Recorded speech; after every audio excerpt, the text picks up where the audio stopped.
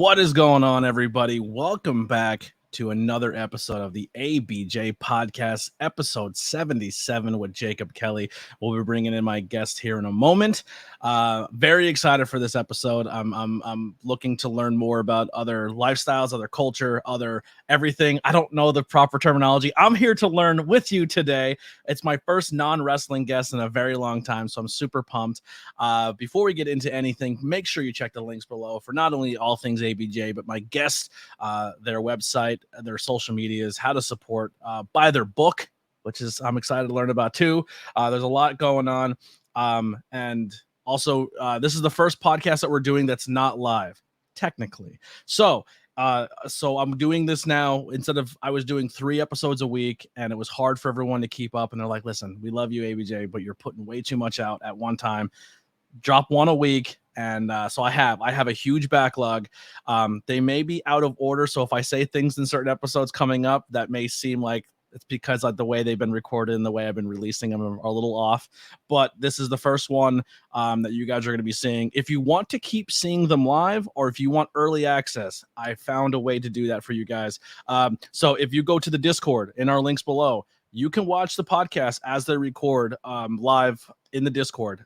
All the recording times will be different going forward, but I will post what day they will be going live and what day you guys can tune in and then join in and watch. There are people actually watching right now, which I'm very thankful for. Also, there's going to be a thread questions in there, so if you can't make it live, you can still ask questions and participate in the podcast via Discord. Also, if you want to check out episodes before they drop, it won't apply to this one because this is being recorded on a Wednesday and will drop for you guys on Thursday. But going forward, every episode will drop on a Monday on Patreon and then be live for the general public and everybody else on a Thursday. It costs $1 to get in the Patreon. It's as low as I can get it. You can do more than $1. It's pretty much pay your own price. Whatever you think or however much you want to support, it's completely up to you. But the entry level is $1, and it goes to help keep the lights on for the podcast. But another people that have been keeping the lights on is SVW. You see them in the bottom left corner. Guys, it has finally happened. A whole store fully dedicated to vintage wrestling. They say it can never be done, but I have seen it with my own eyes. Suplex Vintage Wrestling is a store curated by wrestling fans for wrestling fans. Located on 5th Street in Philadelphia, Pennsylvania, just 1 block south of South Street in the heart of Queen Village. Their shop features the largest collection of vintage wrestling apparel under one roof. There's selection and features in classic designs featuring your favorite wrestlers from the Golden Age, Attitude Era, Internationals, Indies, and more. And if you're tired of watching premium live events at home, then SVW hosts the best watch party since your friend Kyle's birthday party when you were 12. And if shirts and watch parties are not your thing, let's not forget their selection of figures, replica belts, trading cards, and from t-shirts to hats to the rare wrestling memorabilia, they have something for every wrestling enthusiast out there. So what are you waiting for? Check them out at suplex.svw on Instagram or their website, suplexsvw.com, and let them satisfy your nostalgia needs. One day I'm going to get through that without fumbling, and it's going to be a great moment for the podcast. But yeah, make sure you go support them. They've been doing a lot for me. Keep helping me in this time of need, time of struggle. And also coming up in the next couple of weeks, I will be on a plane heading over to the UK to see my very first live professional wrestling pay-per-view in Wembley Stadium, which is a dream for me. All of my favorite musicians and bands I love Wembley has been their mecca of their performances. I've never been out of the country in that capacity. I went to DR once. That's the farthest I've ever traveled. Growing up poor, vacations were never a thing. So one of my listeners, Raz, who's another content creator, is going to be meeting me there. Him and his wife have funded a lot of the trip, and I love them dearly for this. But we'll be an all-in. So any merchandise, tips, donations, anything like that from now till I get on the plane on the 23rd helps me for my trip. I will be bringing back the vlog and documenting the whole trip, and you can see all that coming up very soon. Without further ado, let me bring in my guest, Jacob Kelley. What's going on? Hi, hello, Anthony. Thank you so much for having me. First of all, I also did not know about SVW, so I think that is the coolest thing in the world to have a store just for that. Yeah, it's like a vintage store. So it's like all the old school t-shirts that you're looking for, they may or may not have it. They're a really cool business. Yeah. They better work. I guess to fill in the audience on who I am, because I am not a wrestler. I am a drag queen. Yeah. So Jacob Kelley, my drag name and persona is Trixie Valentine. So just like wrestling, we have our own names and our own personas and what they get into. I've been doing drag for almost 10 years. My dragversary or anniversary of drag is this coming February. So that'll be my official 10 years. And we're doing a huge, 10-year of drag party. And it's just been a great time. Outside of drag, I'm a queer inclusive sex educator and LGBT DEI practitioner and specialist with my own business, Mixed Kelley Queer Education, which you can find me at juicywithjake.com. Links below. Yes. And for me, I've just spent the last decade building my career and passion to educating people, helping people, and inspiring communities. I mean, I just made it into national news for all the work we do in drag within the communities of Cole Township. So I'm blessed. Yeah. So have you always been in the, we'll just say 570 Pennsylvania area your whole life? Yes, I have. I grew up in northeastern Pennsylvania. I was not born here. I was born in Honolulu, Hawaii. Unfortunately, I had to move here because that is where my mother's family side is from. And well, I've been here since. So, it's an interesting area.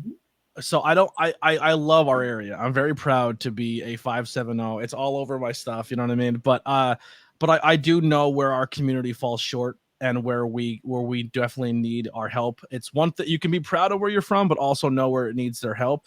And the biggest thing in this area that I think we need our most help is culture. Like a lot of the times growing up in this area, it's been predominantly, we're also from like at least my area of Pennsylvania, the coal towns. If you ever seen the movie Gangs of New York, very similar. One side of town had its own grocery store, school, everything, and that was the Irish side. This is the Italian side. So segregation in this area and keeping people in boxes have always been a trait and a trope of this community for so long. So for you, has that been a challenge with your lifestyle and who you are as a person, and for you to speak up and want to change that is insanely brave and like awesome. It's not an easy thing to do in this area, to come out and break the molds what people are comfortable in these small little coal region towns of Pennsylvania. Yeah. Well, so growing up, I grew up in an Asian American household. So what most people don't know about me is I'm biracial. So I'm white and Japanese. And so I grew up in a household with different culture automatically. So I've already seen different faces of how like my Asian family gets treated compared to my white side. So like there's already been a different sense growing up of always seeing that. And for me, I'm fortunate and privileged enough to pass as white. I say most of the time because I've had some really interesting conversations, derogative comments growing up where I'm just like, oh, okay, like never mind. You definitely can see certain physical traits of mine that are stereotypical Asian, at least from what they said. But to answer that question of culture and growing up, I definitely found a need in, we'll call it queer culture is what I call it, LGBTQA plus community, but I just prefer queer because it's easier than the acronym. And growing up, that was never easy. And I was one of the people that just said, here was the secret. We had to move to go somewhere else. If I wanted to be out proud who I am, love who I want to love, dress how I want, I had to move. I had to move to a better city, a more popular place, a place that's more accepting. And I did not want to do that. And within my family structure, I did not want to leave my family. And so I was like, but I also don't want to not be who I am. So I busted those doors down and said, I'm here. I will be the public punching bag for those who are out there. And then like I gained strength, resilience, and now I have a backing and following. And now I've created different pride events. I've created different drag events. I've created educational opportunities. I get invited to colleges to actually teach professionals how to actually treat people, which is like, how do we treat people? Hopefully like so crazy that, yeah. I guess like, but this is an actual thing. So yeah, and it's a shame that in 2023 we are still fighting. And recently I'm not, I am, I guess I'm into politics and political stuff, but I definitely like, I hate both sides of the extremes, but it's just like, it's insane that we are still like, your ballot and your vote still counts for people's rights today. And it's 2023 and it's crazy. Yeah. I it's almost unbelievable at times where I'm just like, are we back 20 years? Actually, that's the running joke I tell people. This area, as much as I'm proud of it, it's always 20 years behind.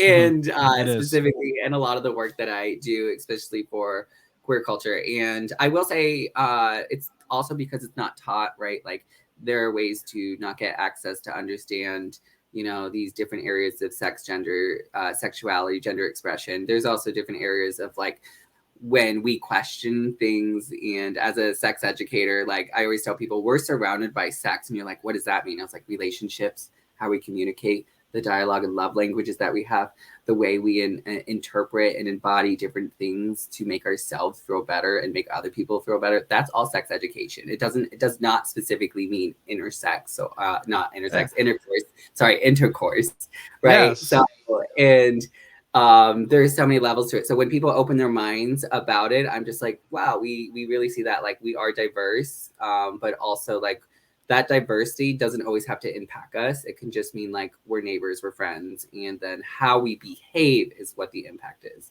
So I guess there's the first one right there. When you say, or when drag performers or people of the community are trying to educate, let's just say younger generations or just people in general, they're not trying to teach your kids sex. They're not like, hey, let's go check out this website and we're going to play your kids porn. That's not the goal of the community. It's to say, hey, these people are here and it's okay. It's not like, I much rather, and then that's where I think the first barrier of our society and our culture is like, so the first thing for me growing up as a 90s 2000s kid, the way other white kids insulted each other was with unfortunately I don't want to, how do you say, hetero or I mean sorry, homophobic slurs. That's how we called each other. It was hey this, hey that.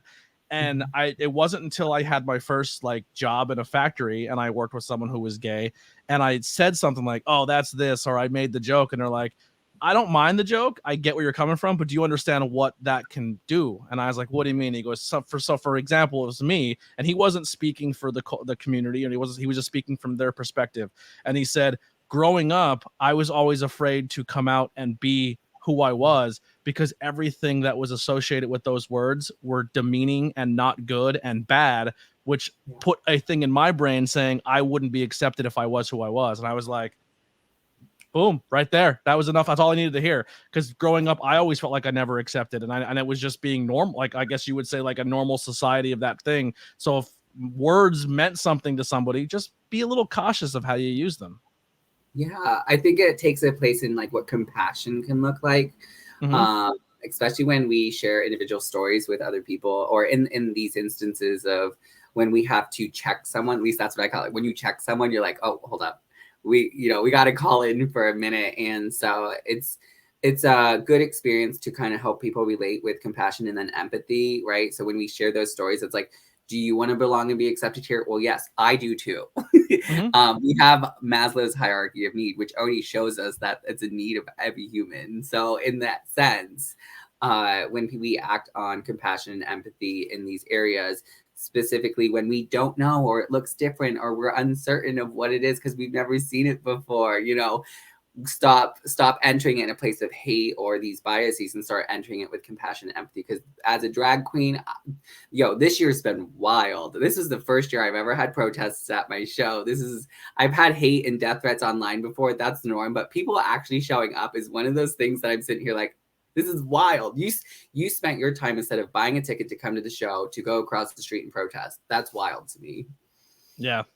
I'm very proud of my sanctuary family. I'm not sure if it was one of your performances, but they showed up and counter protested the protest, which I was like, I wish I was able to do that. I always wanted one of the reasons I got into the content space was Kevin Smith. I love Kevin Smith, and he always did that where he counter protested. And I just watched a video of Dave Grohl on a flatbed of a truck counter protesting a protest, and they all sang like ABBA, like they did like a whole album of doing ABBA music, but in like Foo Fighters covers, and then just went around the counter protest in the truck and kept playing music and being like, stop hating, just dance, baby. And they're just singing and then they're having a good time.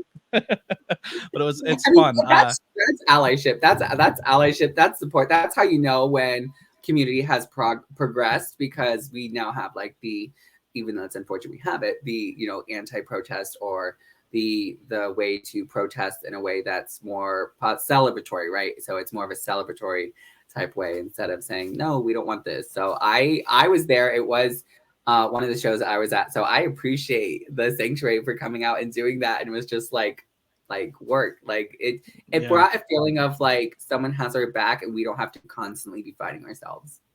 Yeah. Well, pro wrestling, just to kind of tie it back to that, it was kind of a way for me to learn about the community in a sense, but it also maybe I was smart enough as a kid to realize when they were characters and when they weren't, because anytime an androgynous character, what they would call them, they would, you know what I mean? They were almost always bad guys, and they almost always got chanted really horrible things at them. And just being a 90s kid and seeing that as being portrayed as the community, but then now you watch wrestling and it's like, oh, well, that wrestler is just a normal wrestler, but they're also gay and they're celebrated for so. And it's like, it's crazy how far it's come. So an example that just recently happened, there's a wrestler named Anthony Bowens, openly gay wrestler. And the bit in the skit they did in the ring was the girl was like, Anthony, because he's a good looking guy, and the girl's like, you want me, and like trying to flirt and do everything. He's like, honey, I don't know if you're aware of this, but I'm gay. And the whole crowd chanting, he is gay. But it wasn't like a hateful chant. And then he made a post saying like, it's crazy because if this would have been a bit in this industry 5 years ago, 10 years ago, it would have been met with so much hate and negativity chants, and just how far we've come. And it's because of people like you putting it out there, and people just I wouldn't say forcing it, because it has to be. It like, change don't happen. You can't make an omelet without breaking a couple eggs.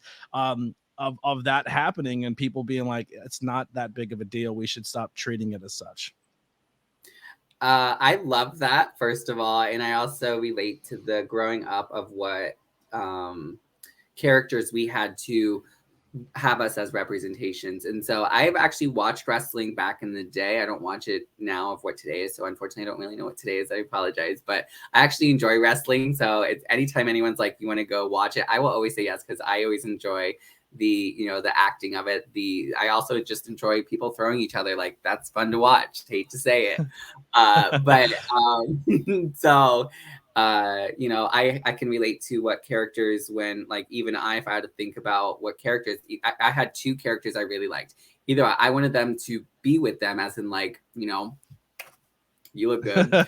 To then also like, I want that aesthetic. And a lot of the aesthetics I've always found most attractive are actually the female wrestlers, because they always had shinier things. They were sexier, like and I was like, I want to wear the same thing. I want my body to look that good.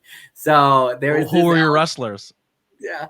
Oh God, no. I knew this question was going to come up. So I will have to Google them, because I don't know the full names. It's been a long time since I've watched wrestling. So my first favorite wrestler played an androgynous, I guess you would say. He was like, he never was ever put out as he was a gay, but he was a very out sexualized wrestler, and he was the sexy boy. It was Shawn Michaels. When he first came out, he was very flamboyant. He wore the earrings, but it was always like he towed the line very early in his career of what he may have been. Like, I guess in that time of like the metrosexual. I'm terrible with terminology, so I'm still like, I don't know how to. But that's what I would always assimilate it with, where it was a masculine male, but he would wear like the earrings and had his hair fluttered, and like he had some makeup on early on, and he was with like a really flashy valet. Her name was Sensational Sherry, and that was the early, like that for me, that was the earliest of that introduction. And then later on there was a character, Goldust, which was like crazy. Like that character bounced all over the place. Yes, I loved Goldust. And Goldust was with Marlena, who was that was an awakening for me as a young man. So I think you used the term metrosexual appropriately, so don't worry about it. You're good. It's just it's the meaning of being well kept and groomed in a masculine appearance. It's very interesting how I have mixed feelings on that term, but hey, work. I think it's kind of a silly term, but I'm just trying to assimilate, I guess you would say, or use the proper Oh Yeah, no, I I agree. think, I'm like, it's just yeah, grooming.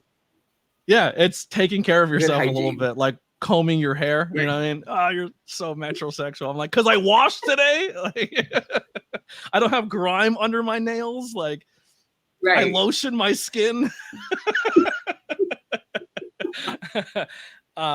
Yeah. So I actually kind of rewinding back. Early on, coming out, which is a huge deal. I couldn't even put myself in that situation of doing that to your friends and family, and then at what age, what did that happen for you? So I have two understandings of coming out for queer people. And so the first one is that idea, the understanding of like we finally realize who we are. Mm-hmm. Which doesn't happen typically when we start sharing with other people. It's like a realization for ourselves. And to me, that is the first step for queer people to come out. And so I was 14 in high school is when I was like, and how I found out I was sort of different, or my sexuality and my gender I explored a little bit different, and we can get more into that, but drag is what helped me understand my gender. Yeah. But sexually, like when I was 14, I didn't realize that my male friends found females attractive the way I find my male friends attractive. Yeah. And so I was like, wait, how they're talking about those women right now is how I'm thinking about them. And, a little bit different. But I was just like, oh, I guess it's not normal for, to romanticize about holding men's hand for who I am. And I was like, oh, okay. So that was kind of like my first few experiences to myself to be like, oh, I'm different. Like I'm not straight, sort of say. And I didn't have the words back then, right? We didn't have so this was 2010, and I was like, we didn't have words back then. We didn't have a large way to connect. The internet wasn't even connecting within what we have as resources now. So it took me a while to figure out what all these words means and all these other things were. So I came out when I was around 18, 19. So after I got out of high school into college.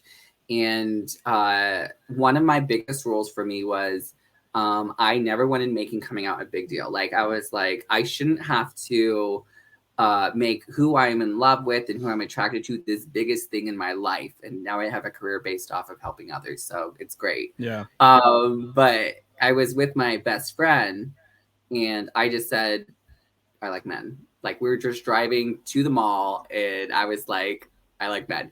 And the first reaction she had was, oh my God, we both have another thing in common. We both love penis. And there it is.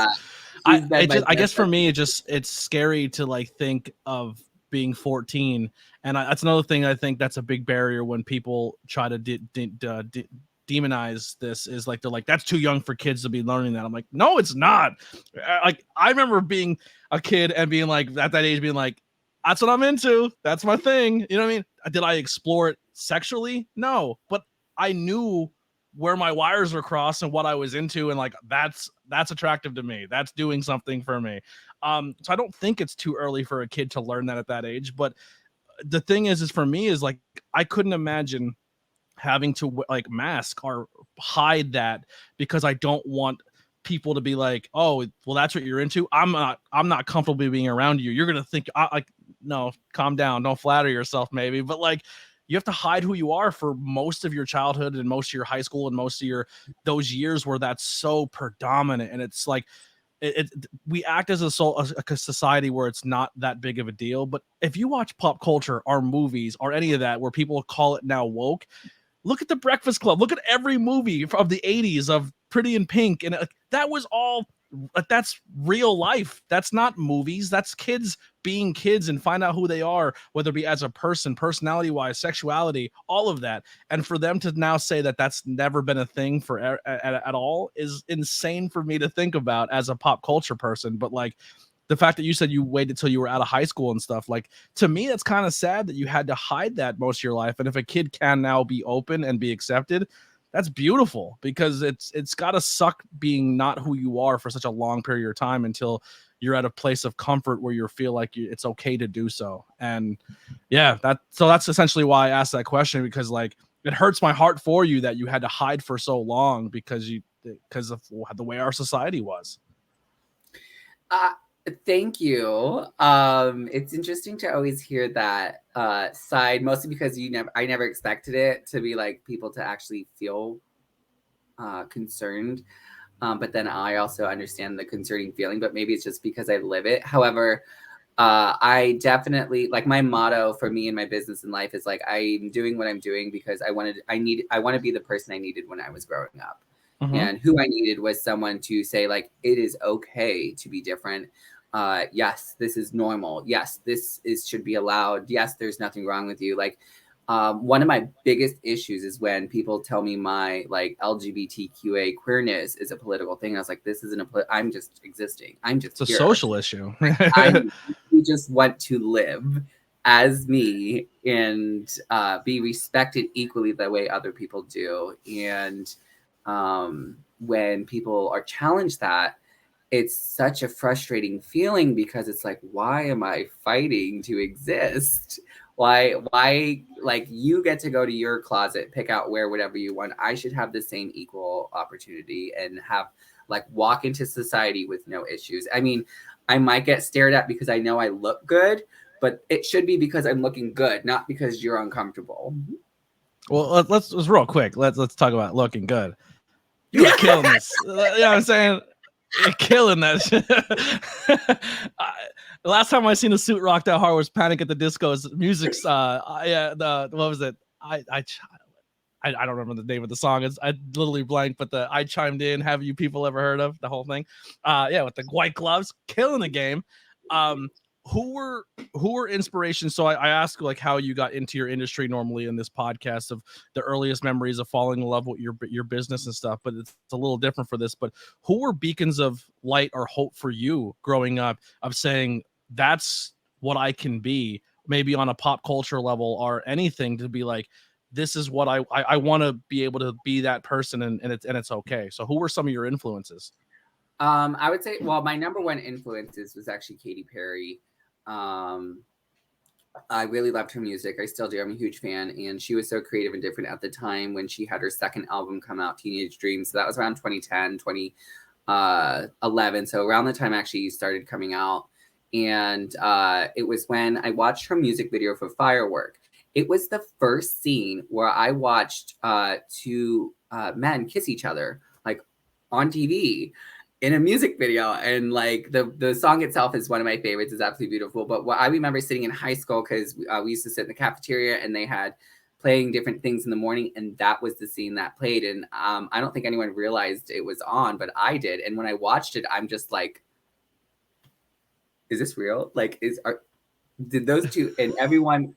It was such a phenomenal moment that I just felt inspired and empowered. And so then that's actually made me fall in love with Katy Perry, and her music is just absolutely amazing. And this album, I'll say Teenage Dream, I loved Prism. Her fourth album was not so great. Her fifth album was okay. We won't talk about the most recent ones, but back then, the magic she brought in the livelihood. So when it came to my drag, she was my inspiration to start drag, of being colorful, cute, like cute, sexy, right? Like, so it's kind of sexy, but we're not showing you everything. We're maybe just showing you a good collarbone or a nice legs, but we're not giving you everything. And it was so empowering. And so she was one of the first, I would say more of a celebrity role model that I was just like, I love her thing of like, you can be anything you want and don't let anyone stop you. I also was a huge Lady Gaga fan. I wasn't super into her as others, but I loved her messaging, and over time, her messaging just became more powerful because back then she also was one that pushed, like, it's okay to be different. She had all of the right campaigns for queer people to just be out and proud and celebrated. When it came to, honestly, one of the first androgynous people that I could actually think of, and I say androgynous because I don't know his full identity, but the way he appears, and that would be Billy Porter. Billy Porter has such androgynous expressions and is rightfully out. Kind of that forceful aspect we talked about, how we like people just force it, or we challenge in a rebellion stage for just being unapologetic. He does the same thing, and I absolutely love and feel empowered by that. And honestly, the other person would be RuPaul. Mixed feelings on what RuPaul looks like today, but back in the day when like the reason why I started drag was I watched an episode of RuPaul's Drag Race, you know, when you had to actually try to subscribe to Logo and it was hidden and nobody knew about it, like when it was like seasons 2 and 3 when I watched it. You know, I'm like, oh my God, like I want to do this. I love this. And so seeing these different queer people on TV was just like, oh, we can exist in an authentic way of some kind of way. And that's kind of, now it's just elevated, right? Like now we have, like, I guess one of the biggest people I absolutely love was Laverne Cox. I have the Laverne Cox Barbie doll. Like I love her. I've been to some of where she speaks. She speaks with such authenticity and such a power. She says one of my favorite lines she has is "Trans is beautiful," and how it is she speaks about it is a lot of the times for trans individuals or non-binary, gender non-conforming people, we always feel like we have to hide our transness or non-binariness, and she's like, you know, you don't have to hide it. It's not supposed to look like everyone else, right? And like she even said, like, if you have a bulge and it shows, you have a bulge and it shows. There's nothing wrong with it. And I felt so empowered to be like, that's right. Like, I don't have to shave my legs to look feminine for someone else. I'm gonna just look like me. Like, or like I'm wearing a dress right now, although you can't see the lower half of it. But I was like, I would wear this out in public and be like, I'm not going to be public. I don't have to make sure my body fits. Like my body's going to look the way it's supposed to. And yeah, so so to name a few, those are a few. And by the way, amazing job at Dr. Frankenfurter and Rock. When people hated on that, I was like, are you crazy? I thought it was done very so that's another introduction for me when it came to the communities was Rocky Horror Picture Show. One of my aunts took me to go see it. And I was so like, what is happening? And I remember being in the crowd because the first time I seen it was with a live performance while the movie played. And I just remember being terrified, like, are they going to come and like dance on me? Like, what's going to happen? Like, please, God, don't make me part of the performance. And they're like, immediately was like, is this your first time here? And I was like, yeah. It's like, have you ever seen Rocky Horror before? I go, no. And then I got a giant V drawn on my head as a virgin. And I had an absolute blast. And I remember watching that and being like, this is sick. And then kind of being in the punk rock scene. I think a lot of times people growing up, they see punk kids and they think that they're closed-mindedness and they're anti-everything. But realistically, punk rock kids were very inclusive when it came to like LGBT and people of color and everything because they were anti-establishment. Like I was just like, it's kind of like, I don't know, kind of looking at someone's image and then just tearing it down and learning who they are as a person. Because I growing up as the punk scene, it was like, oh, you have spiked hair and you probably don't like people of color. And I remember as a kid growing up, when I met my friends, they're like, well, isn't punk racist? I'm like, no, the exact opposite. I said punk is hip hop with drums and guitars. And they're like, what? And I was like, oh, it's poor white people saying how they hate the way society is. And they're like, that's awesome. And then now you see those cultures coming together. Actually, my introduction to Katy Perry was Travis McCoy because I used to date Gym Class Heroes. Okay. And Cupid's Chokehold. She's in this video. So there's a little bit of my punk emo coming into blending our two things together. But when did you realize that, hey, I want to perform, start performing? How did you come up with your identity, your character of Trixie Valentine, and who introduced you into the scene to start doing it? Because once again, Northeast Pennsylvania, you're probably a trendsetter in that department. Yeah. So there was, because it's now more out, but there was a hidden drag scene in these small areas. Like the first place I performed was CC's Bars out in Sunbury, Pennsylvania, and it's in the middle of a cornfield. Like it is in the middle of nowhere. You have to travel to get it, and you just like I remember going here because they had one of those nights where it can be 18 and up, but like we had to wear a wristband. Was CC's like on the main drag? So it's like to get there, it's on the main drag, but then like you have to like go to this back road, and then you have to literally travel behind a cornfield. And so they're like, let's go. And I was like, okay. And so I was going because my twin, who is Harpy Daniels, the internationally sensation Navy drag queen, that was their first performance. So I wanted to go support them. This was their for independent, like they're performing. And so I wanted to go support them. So I did it. And so like, we're there And prior to this, we've already seen RuPaul's Drag Race on TV and fell in love with it.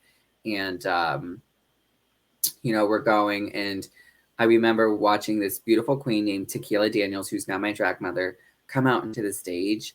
And I'm just in like awe. The way she performed, how fun she had. The stage was lit up. The audience was cheering. People are like laughing and having a good time. And it was just an atmosphere of just pure fun and joy.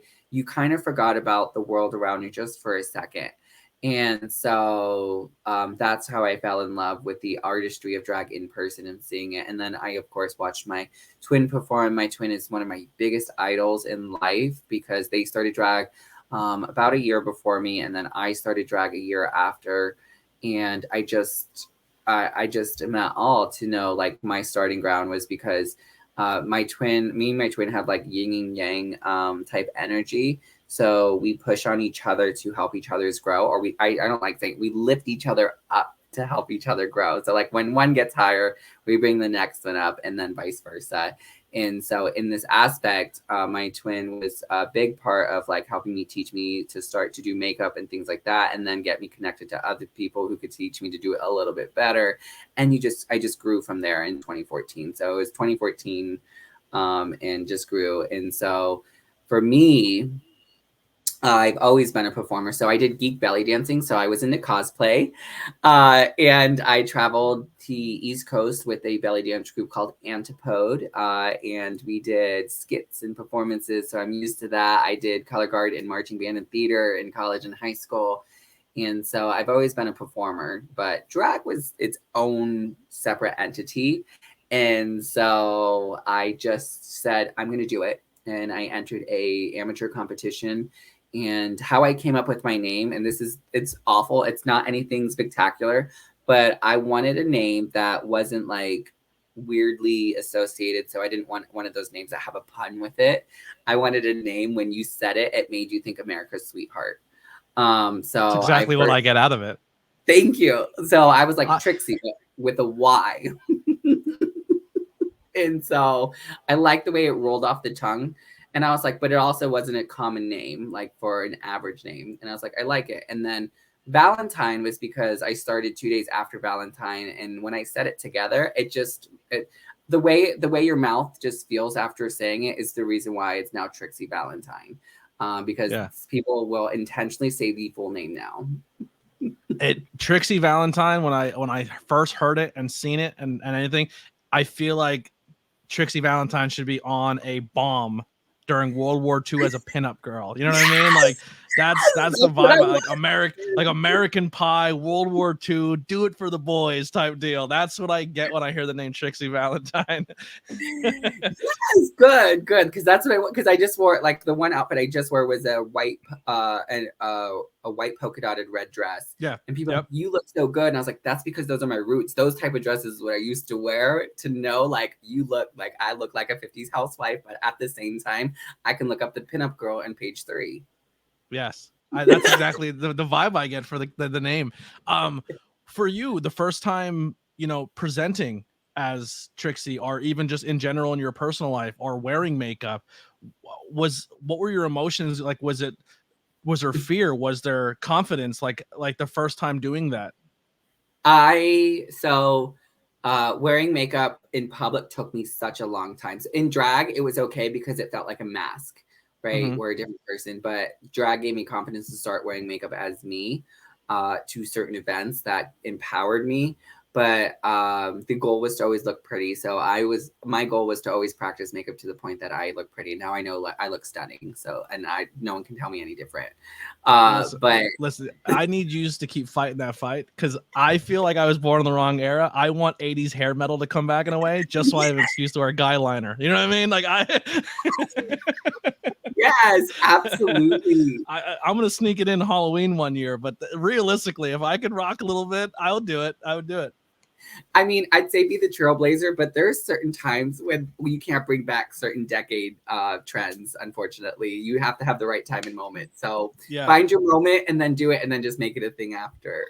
Well, the shirt I wore for my first drag performance was the Motley Crue "Shout at the Devil" because that was like 80s rock when they were essentially drag at that point in time in that album. Like, I mean, it's crazy to think all these pop culture references, and they're always here like drag is this. Y'all come from the decade that helped us get the outfits we have today. Iggy Pop wore a dress on stage all the time. One of the biggest feelings I had was the first dress I ever worn. It was a white Marilyn Monroe style dress, and it wasn't the first time I wore it was to myself because you have to make sure everything fits. But I remember looking in the mirror, and I ended up crying. I ended up in awe because I felt pretty. Like I actually told myself, you are beautiful, and like this sense of embodying beauty. And so I always tell people my body is beautiful. It's what I put on it that emphasizes it. And that was the first time I emphasized my beauty in a way that I loved. And drag since then has just empowered me to just try on different things and do other things. And then and it helped me encourage, like now I'm like, no, I'm going to wear what I want to, because I don't need my drag persona or my mask in some way to then help me outside of this. And it's not for everyone. I do want to put the disclaimer out there for anyone listening. Not everyone in drag is different. For me, this is how it helped me grow. Not everyone does, right? Some people are like, nope, this is who I am in drag. I'm the complete opposite out of drag, and that's okay too. I don't want them to think the way I have interpreted it. But drag for me, though, in my story, though, has helped me find confidence in beauty and being like, you know what, if Trixie can get on that stage, even though she's nervous as hell and is like ready to throw up, but she's going to turn the house down every single time, then I can do this in my everyday life. Confidence in general in just humans is powerful. You can, if you're confident in yourself and you project confidence in yourself, even if maybe you're not looking that great that day, people will perceive you as what you're putting out with your energy and your confidence levels, which is huge. And how you said, like, being the performer Trixie and then not blurring those lines or blurring those lines. And that's the same thing with professional wrestling. Like my biggest challenge, especially someone who does commentary, I try not to learn the performers' real names so I don't mess it up on commentary. So like, oh, my name's this, and they're like, we'll be out and away from it. Like, yo, for example, we'll just say Precious, right? Precious is a member of the Sanctuary. I've known Precious for years before they entered professional wrestling, and I know them as their shoot name. And then I'll see them, I'm like, Precious, and they're like, what are you? I'm like, just, I have to wire my brain. You are now Precious forever. I have because the idea of professional wrestling is that kayfabe was something that it's not really there anymore, but we still try to keep it alive in some aspects in front of fans and everything like that. So that similarity is beautiful. One of the biggest takeaways I got for you as a person the day of the Sanctuary when you all performed. Sorry, I keep saying you guys, dude, and you guys is my crutch, I guess. Everyone that I talked to that day not only spoke insanely highly of you, but spoke of you as a trailblazer, as someone who you're a beacon for not just the community and not just the performance of drag, because the term I heard a lot was drag mother, right? So, and a lot of people were putting that title on you, and then I learned later it's because you were the one who helped bring them into this industry, bring them into their comfort zone, help them become maybe something they weren't before, and then develop this character and then got them into what they are. And the idea of drag isn't just of someone stepping on a stage and performing. How you're saying, they take that off stage and they're comfortable being who they are outside of that as well. And you have been widely talked about in this area, in this community, as someone who's helped a lot of people do that. So I think that's super important for people in the audience to know, is you're not just a performer, but what you do outside of that, and your teachings and your education is very important. Thank you. I have heard being called a beacon several times. I'm very humble. So it's one of those, when I hear it, I just want to say thank you to anyone who looks up to me or sees me as a role model of any kind. But one thing that I've learned is drag is not just a performance. It's a life lesson. Anyone who has gotten into drag feels empowered in some way. Anyone who's been to a drag show should always feel that authenticity of who they are can exist in the same space as other authenticities. And it's the one, like, two truths can exist in a positive light. And for me, drag and the way I run drag and the way I run drag shows is not the same as other people. And it's because I've learned to harness pieces of like humanity and comfort and exhilaration. But then also I've harnessed like discomfort, and I push that boundary to be like, you know, why are you not smiling? Like joy, like queer joy in itself should always be first for me. And when you find the power of joy, you bring that back into your life. You might see yourself smiling a little bit better at the small things, because drag helps tarnish and get rid of some of this negativity that we face all the time. And it's just finally like a place like, can we just exist in a place and be us? Because when we do that, everyone gets to be a part of it. And when we get to do that, we're just celebrating joy. And being a beacon for that trailblazer is we now get to live it, right? Like, I'm going to wake up joyful because I know that can bring life to other. And like we mentioned earlier about confidence is contagious. When you see someone else confident, you now learn like you can do that too. And you can be confident too. And you can be motivated too. I don't know how many people I've had actually always reach out to me and go, can you help me with my confidence? And I'm like, so why are you not believing in yourself? Like, you don't need drag to do that. Drag has helped me to do that. But like, if you want to help this idea of existing of who you are, then stop doubting yourself. Why are you the one putting it back on yourself? No one's putting that on you. And then if they are, why are you listening to them? Like, you are the most powerful being in your life because you're the one that wakes up every day and tells yourself what to do. And drag has a way it taught me to go, I'm waking up, putting this wig on because I feel damn good. I want to be who I am. And that is contagious for other people because people are looking at me going, this person chose to do that and is living their best life. Absolutely. That's beautiful. It's absolutely beautiful. And every form of art is that. So like, I tried to be that in the space of the content thing, because in our area, like, it's not really widely say like, oh, I want to chase a dream of being a content creator. But one of the questions I have, just for my own personal question here, is when you're someone who's always trying to be that, exude that confidence and exude that positivity and exude that something that people can go to, how do you then on your off days because essentially you're still masking in a way, because you always feel like, at least in my experience, you have to feel like you have to be on your game because people need you to be on your game. So on your off days, how do you recharge? So I live a life where I feel like I need control. So I'm a Capricorn, by the way. So anyone who knows a Capricorn, we always have to be in control for everything, including emotions. I'm still learning that aspect of the world too. I'm a Sagittarius, but then I find there's like a rising moon, a falling. I don't know. There's too much going on. I can't keep track of everything, and crystals and jars of ash. I don't know. There's a lot. It's a lot. Love it. So for me, I take small chances of control, and that is knowing like I'm intentionally living, right?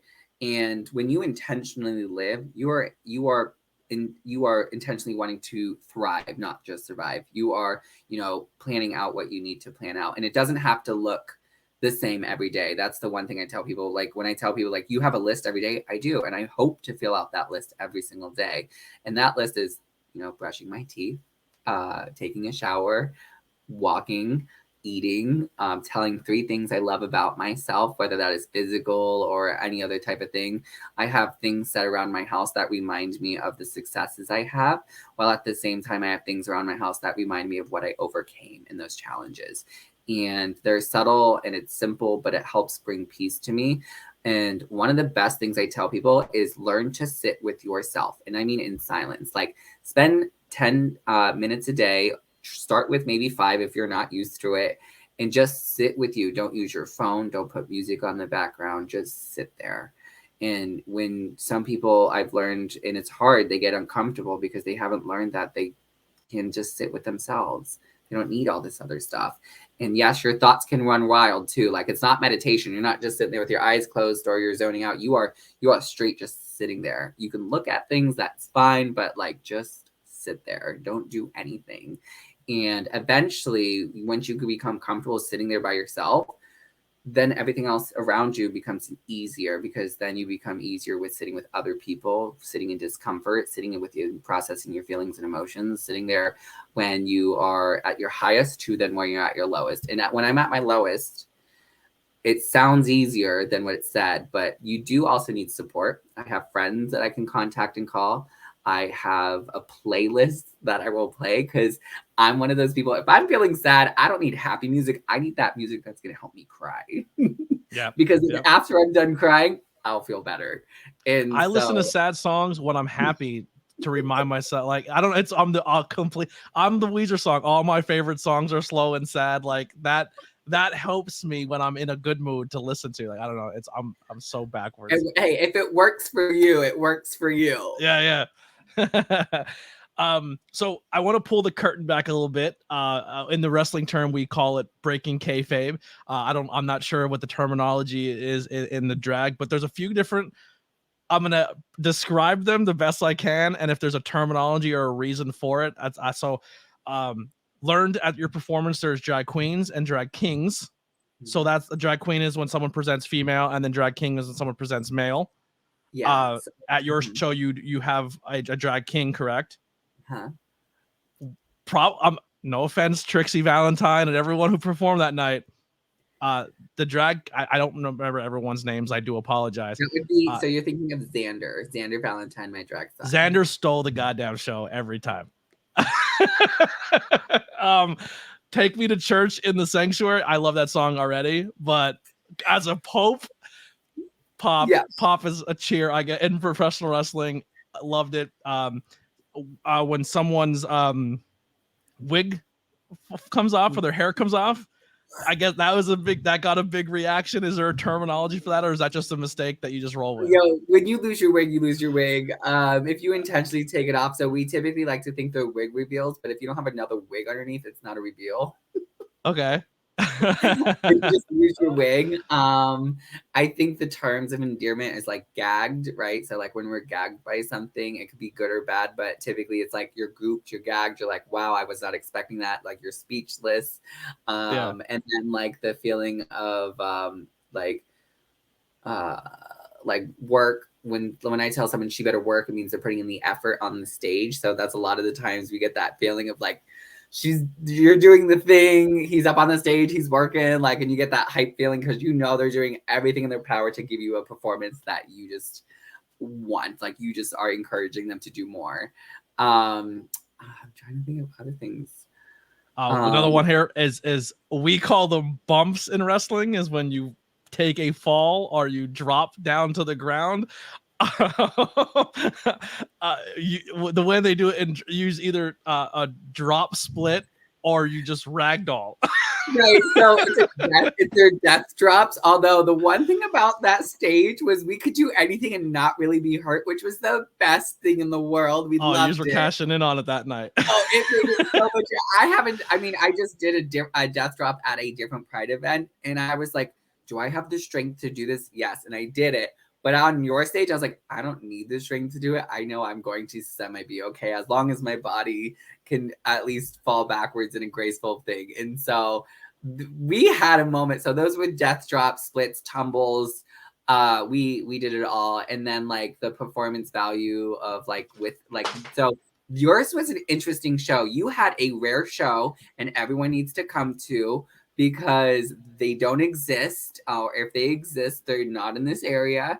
You saw a lip sync battle royale, which is where the entire show, minus myself and Xander, you saw two queens, or actually they were all drag queens, go head to head against each other in lip sync battling, where they performed the same song, knowing the same words, and we had to vote who did better. And like that is like wrestling in our area, right, where two people go up against each other. We don't have that contact. Drag is not a contact sport, and it's in my book. Tipping is a must if you need to know.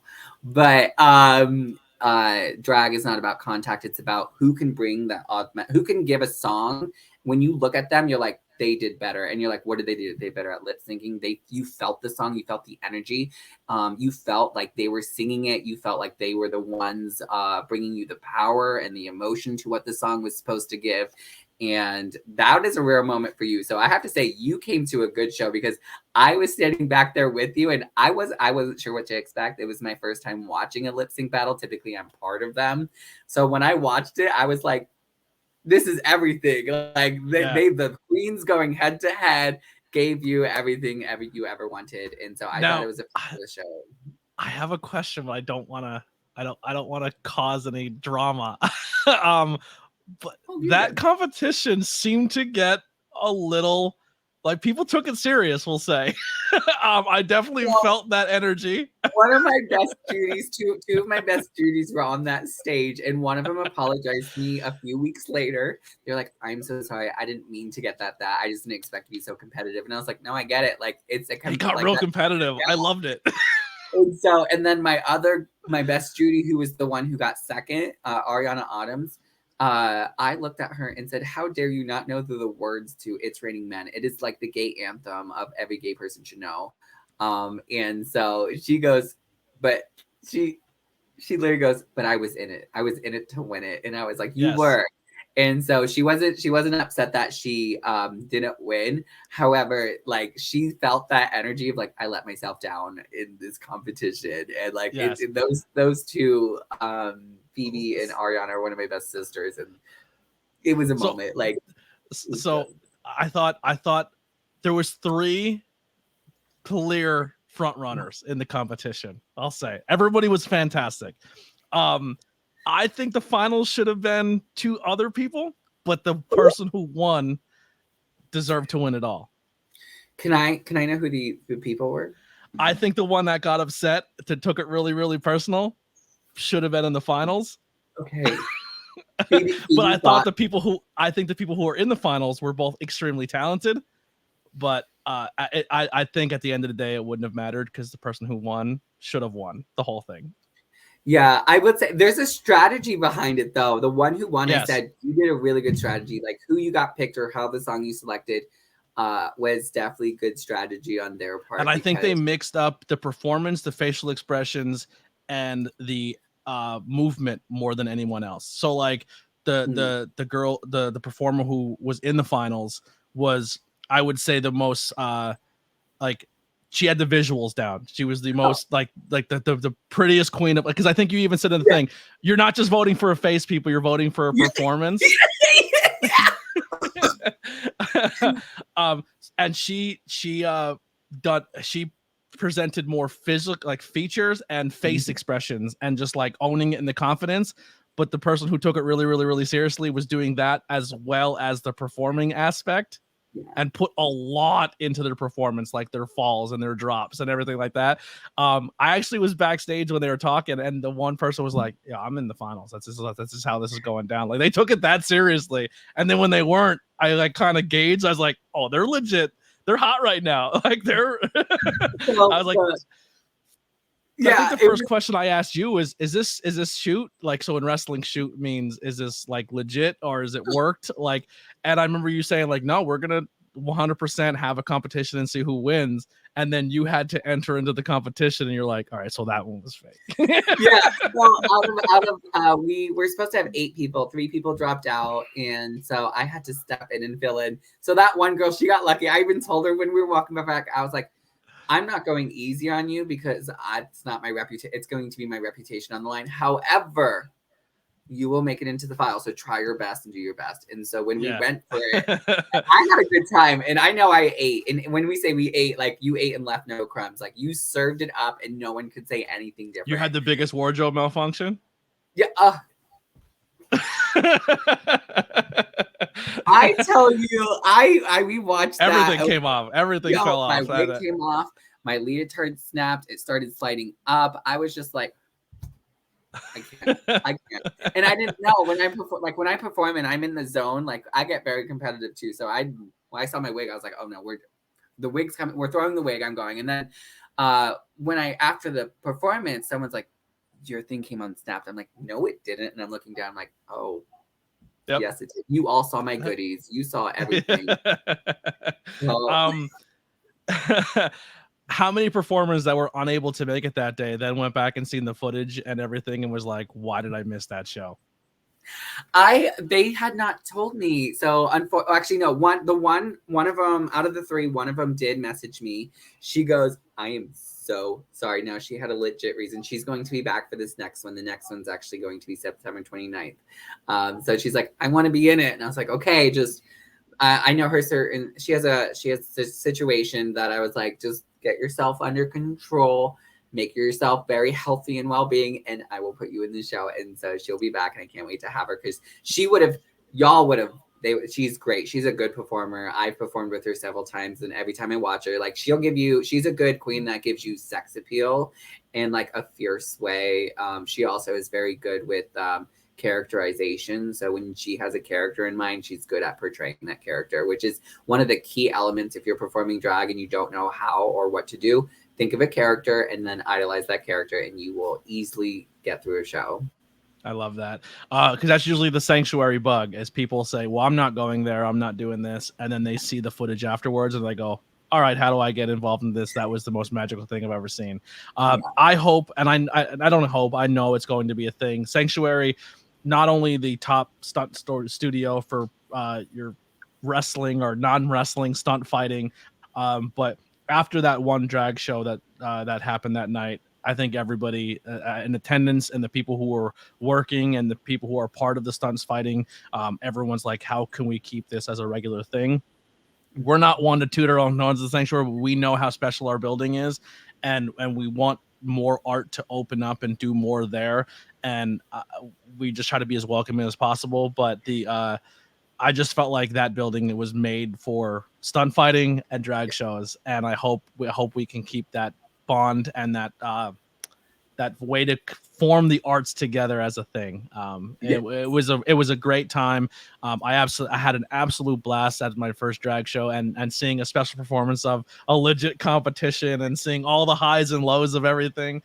Everyone did a fantastic job. They were all amazing performers. I met so many cool people. One of the other performers is also a giant professional wrestling fan, and we got to talk after the show as well. And I gotta say, they may need a commentator person soon. So if that person, if she's interested in commentary, maybe start sliding the Sanctuary. They need somebody up there. And also, Trixie Valentine, we need a ring announcer for a lot of these shows. So if you're not doing anything this Sunday, you should come out and hang out. I can't do it this Sunday. Okay. But soon. We need Trixie Valentine up there. Ring announcer. I want to be the ring person. So I have always wanted to be one of the girls that have the numbers of what the round is going to be, or just we don't do that in wrestling. I know, but boxing. Boxing. But I love being the instigator. I love to be the one that just helps the other people like feel extra and good. And so no, yeah. I actually, was it John? Yeah. John, I said, let me know when, because if I have off or I'm able to do it, I will 100% be down there in some kind of outfit. Every first Friday and usually the third Sunday of every month. Oh, there you go. So that means it's coming up soon, because September, I think it's September 3rd. It's the first Friday in September. So we have some questions here from the Discord. No live questions yet, but people are still hanging out and enjoying. First question, if I can find it, where are we at? This kind of was asked earlier, but who were some of your influences and idols growing up? I feel like that was kind of asked. One of our people thought you were a professional wrestler, so their question was, who would you like to wrestle against? Well, so that's... Well, who do you want to fight? Who's Trixie beating up? So I don't know if I would actually want to fight someone, but if I ever had the experience, I'd be okay if someone like chokeslammed me, as long as it's. Oh, you would take a bump. Oh, I definitely would. For them, yeah. But then also, I would want to learn how to jump off the high rope. So as long as the man who's catching me, because here's the thing, like I would love to. As much as I would want to fight other women in drag, I would rather just have a nice strong man catch me as he falls backwards because I jumped off the high ropes and drag. Like if someone can make that a thing for me, I will practice. I will come to rehearsal and we'll make a show where I jump off the high rope onto them.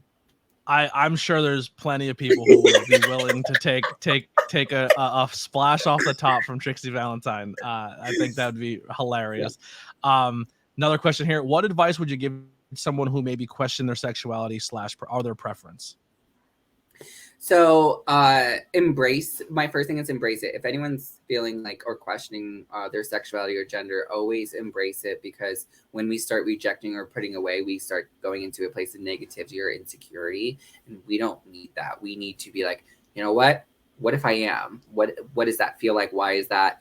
You know, and embrace that and feel it and go for it. With that as mind, you know, there's a lot of other things that come up with sexuality. If someone's questioning their sexuality, like, you don't always need a term for sexuality, even though we love terms because it helps categorize it in our mind. So read up on different sexualities to be like, maybe it's this one, and it's okay if it's not. Maybe in a month or a week, you're like, you know what, it wasn't that one, and it was just a feeling. And there's a lot of different things that I could say that I add on here, right? So one of the things we do mapping of sexuality is one of the things I teach people, and it's where we find different pleasure points of who we are. And so we find self-pleasure, but then we find principal pleasures that can be just, we'll think of it as kink. We can do it as just sensational pleasure or whatever. And then when you start learning about them, you apply an image to it, and then there's fantasy and there's desire, and you unfold yourself, and you're like, you know what, I had this whole fantasy with this specific person, maybe my sexuality isn't this. And that's a very personalized journey, which that was a whole script to what I have done for people and helped them be like, you know what, you know, the fantasy I had did have this type of person, but it also had this type of person, right? And so what does that mean? So I experienced my first Pride event as well. Actually, a couple weeks before the Sanctuary show, I went to my very first Pride event. So two of the things that I took from it going into it, I had a little bit of hesitation and fear, and not of the accepting aspect of it, is the psychopaths who don't accept, right? So like how you said earlier, the people who counter protest, the people who show up, we live in a world where people are scary, and they go to extreme measures to stop people from being who they are. So I had to be honest, like a lot of times, like I was there and I was kind of like Batman. I call it my Batman brain, where I'm always like analyzing and studying people. And it wasn't the people who were part of the event. It was like, is there anyone here that's looking to be negative or harmful? You know what I mean?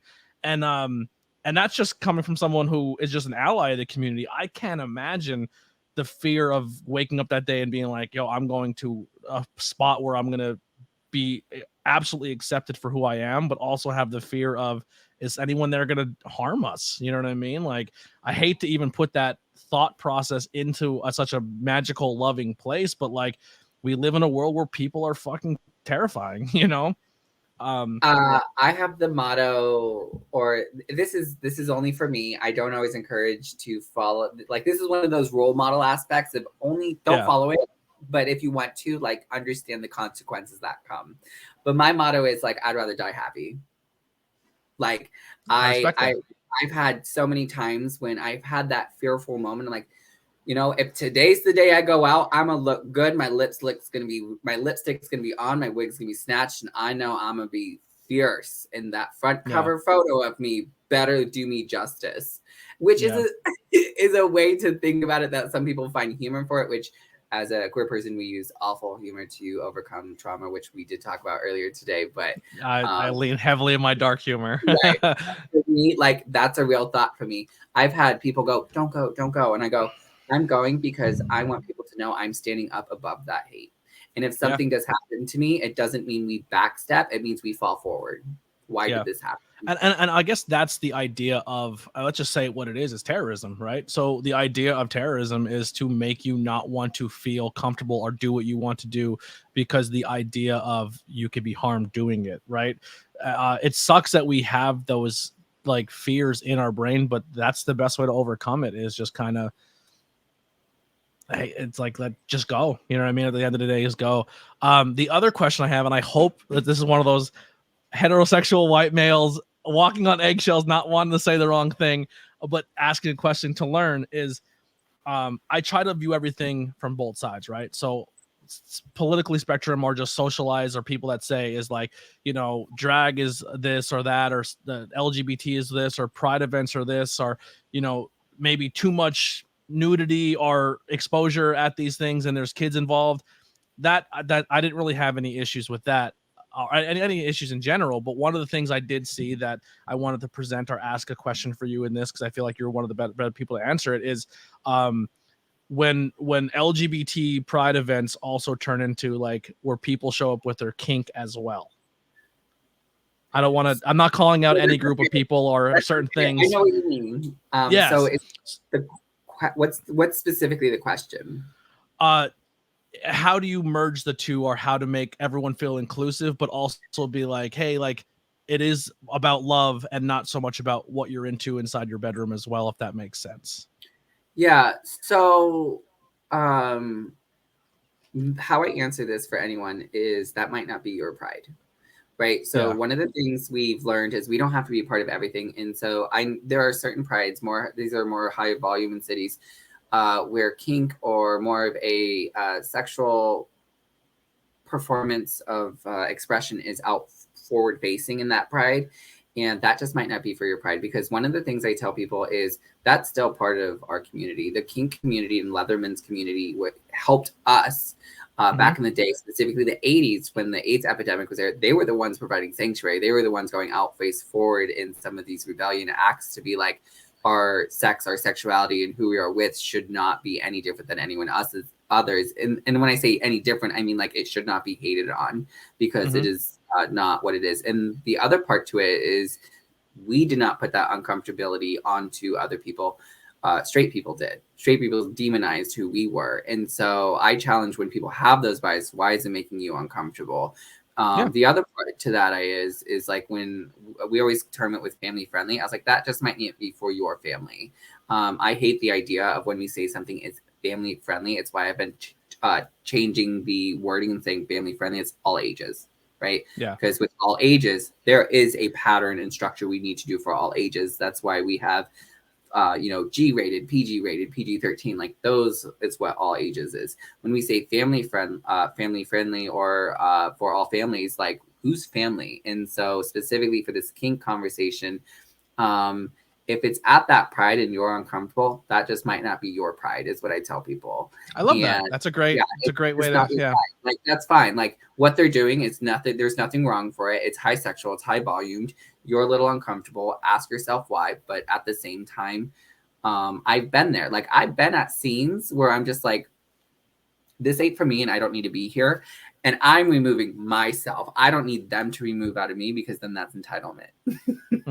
Absolutely. And it wasn't like I wasn't in a form of uncomfortability, but it was coming from, I guess the way my mindset was going into it was I'm in there to accept and love everybody. And that's the and be what the event was for. But also I came in with the same, like, well, this is what I hear on the other side of the spectrum of why they disagree with this or why they don't like it. So I kind of came in with, maybe I can answer those questions. So if I was ever in a situation of saying like, well, this is why I don't like this stuff, and then someone, because a lot of those people who don't like it also won't go and have an experience to get those questions answered. So I kind of went into that as the person of, especially as a content creator, someone who is a communicator and likes to have those conversations, especially the hard ones, to be like, well, this was my experience, and this is now, you actually gave me a better answer on how to then handle that situation going forward, because it wasn't, I wasn't so uncomfortable with it, but that was some of the things that I've heard from the other spectrums of why they're uncomfortable in it. And I think the way you've phrased that is the way I'm going to go forward and help educate others. So I appreciate that. Thank you. Of course. Jacob, where can people find you? Social media, your book, and your website? I know most of your links will be below, but plug them out there. So on Instagram, I have two. One specifically for drag, which is Trixie Valentine, and please spell it Trixy, not with an IE. You will not find me with an IE. I'm not cute. I'm drop dead gorgeous, so we do Y. So Trixie Valentine is my Instagram. My second Instagram to find more of my educational stuff and to see where I'm going to be outside of drag is Juicy with Jake. My Facebook is also Trixie Valentine, and I have a page for Mixed Kelley Core Education. You can find my book, Tipping is a Must, 100 Tips to Successfully Run a Drag Show. It's actually what I've actually learned from my readers is these are life lesson tips as well, which I was not expecting, which I'm super thankful that people are finding other ways to apply these tips, which is great. That you can find that on Amazon, or you can go to juicywithjake.com and scroll down to the page and everything is there. My drag and my merch is also on there when you go to the drag queen section. A lot of people don't like ciphering through this website, although not specifically my website. My website is absolutely your website is built very well and is you. very well done. Thank you. Yes. I'm blessed to know the people who did it. And they took all the things because they're like, how do you want it? I was like, this, and this. They're like, why? And I'm like, because I wanted to make it accessible and easy for everyone. It's simple and it gets right to the point and everything is easy to find. Yes. So yeah, it's very, those very are my main. Thank you. Main areas to find me is all of those. And if anyone wants to contact me, you literally can contact me on any of those sites. My website's going to be the easiest way because it goes directly to my email, which I have access to every day. If you message me on Instagram or Facebook, it's a little bit harder for me to be like, oh, I got a request. Like I don't always see them. So just putting that out there. I appreciate your time today and educating me and hopefully my listeners and viewers. Especially if in the pro wrestling scene, go support a drag show. You will be absolutely shocked of how similar these two worlds are. And you will 100% have a blast because if you're a person in the industry who's a professional wrestling fan or even in the world of professional wrestling, go into a drag show the same energy you would want if you were in the ropes, and you will have the most fun of all time. Like it is the worlds are so similar, and it was an absolute blast. And the best way to experience it, I'm sorry, is at the Sanctuary. And the next show coming up is when? September 29th. I'm going to confirm that right now because it's the last Friday of September. And it is going to be at 7 p.m. Yep, I was right. September 29th, 7 p.m. at the Sanctuary. And it's going to be a lip sync battle. So not your standard show, but one where people go head to head singing a lip syncing battle, a song. We have a few more things we're trying to do to kind of get the audience a little bit more active. So if you were looking for that involvement, we are going to add that to this show as well. So I can't wait for that. So yeah, I hope to see more people there. And to find out more about the show, just follow any of my social media content or things, and they'll always be posted. And if you're not from the area or you can't physically be there because it maybe travels too much for you, it will be streamed live on the Sanctuary's YouTube page. So Sanctuary PA TV. So you can tune in and watch and have a blast. Once again, thank you so much for this. I can't wait for the next one. Anyone else in the community would love to come and have a conversation, I'm down to have it. Like I said, I am opening the doors. It's not just for professional wrestling. That's my niche, right? But I want more people to come in that have a story, that are chasing a dream, want to get their message out there. I'm open for anything. It's next week episode already recorded, but it will be next Thursday, and it will be the wrestler Blackstrom. So make sure you tune in and check that one out. Tattoos on this guy, unbelievable. And tattoo questions do come up, but back to here. So make sure you keep supporting the podcast. Thank you guys so much. And thank you all so much for the support and the continued support. Like I said, links below for myself and my guests. Here's some music by the Converse Kid, Billy Trey, and we'll see you next Thursday. Unless I see you on Monday if you subscribe to that Patreon. See you then.